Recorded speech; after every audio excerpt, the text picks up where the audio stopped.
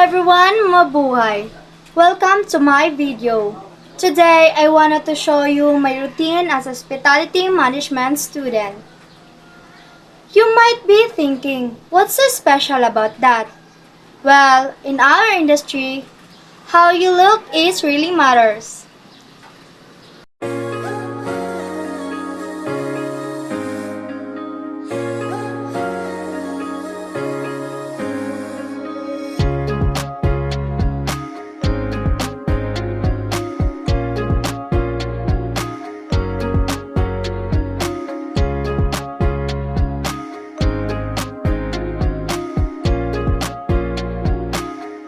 Ulala lang sa aking kwarto.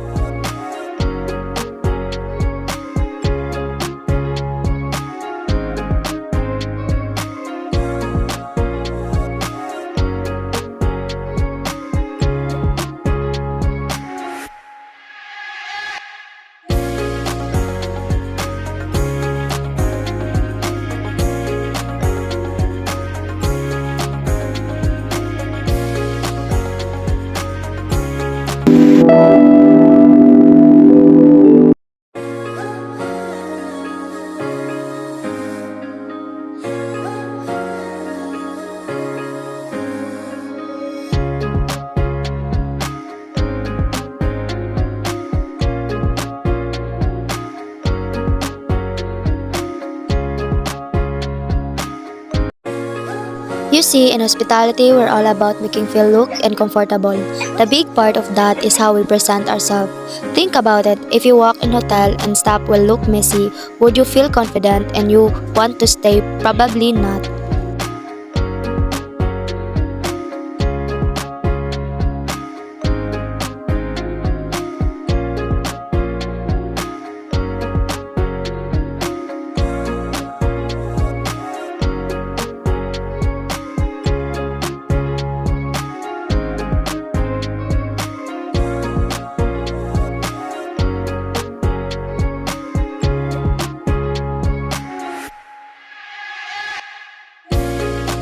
Let's talk about why grooming is important in hospitality. First of all, it's all about making good first impression.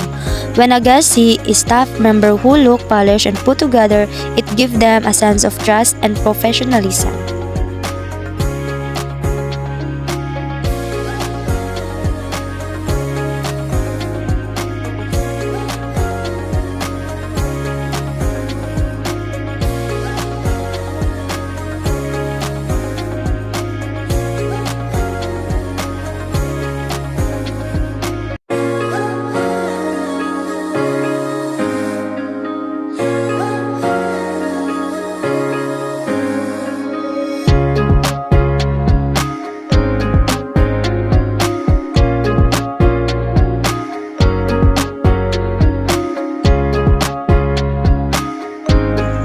So I always make sure to start my day with a good grooming routine.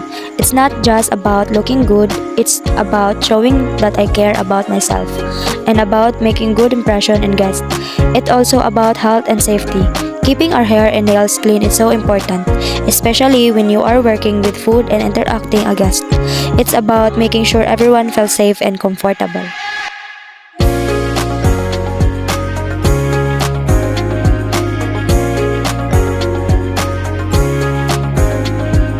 And let's not forget, feeling good about ourselves is boosts our confidence. When you feel confident, you are more likely to be friendly and helpful to the guest.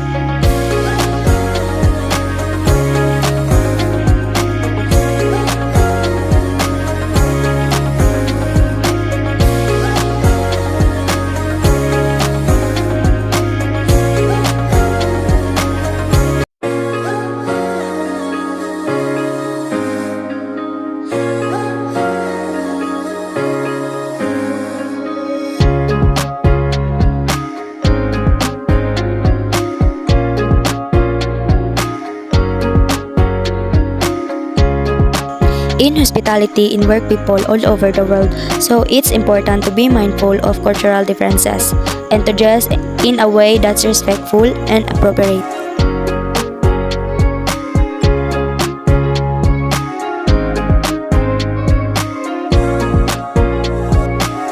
Grooming is about showing that we dedicated to our jobs and that we take pride in our appearance. It's a way of showing our guests that we care about their experience. Remember, in hospitality, how you look is just as important as you act.